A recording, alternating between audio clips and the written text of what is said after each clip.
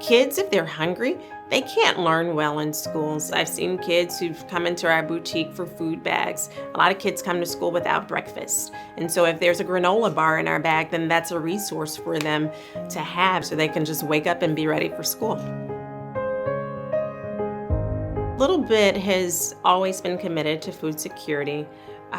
During COVID, what I've noticed is that we've become more involved with mobile food markets. We probably had about, on average, 200 cars come through to get food every Friday. The amount of food is huge. There's always a lot of fresh produce. There's always a lot of healthy choices.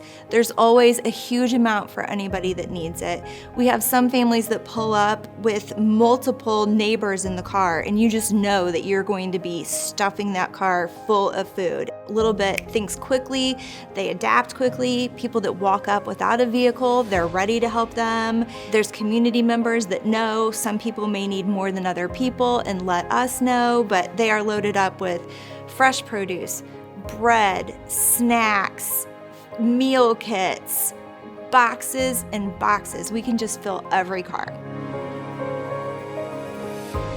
One of the things we were able to do was work with the social workers and liaisons inside the school to identify families that needed food who couldn't get to their food distribution sites. I can't tell you the amount of wonderful responses that I've gotten back from families.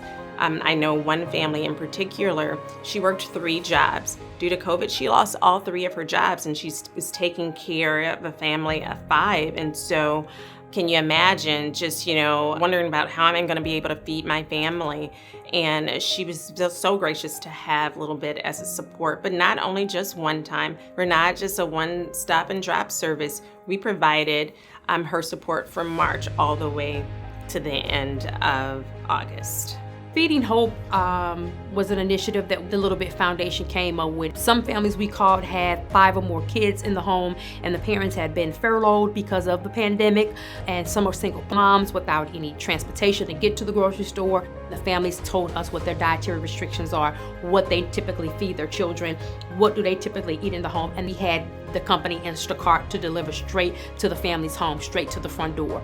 We had a grandmother who is actually raising 2 of her grandchildren. She was afraid of contracting the virus. I called her up to initially to let her know what the Little Bit Foundation was doing. And this grandmother was so ecstatic. Every time I call her, she always says, "Oh, it's my blessing" on the phone. So I believe that the Little Bit Foundation was a blessing to a lot of families to help them in those regards, in terms of making sure warm food stayed on the plates of the homes of many of our scholars and families in our school district.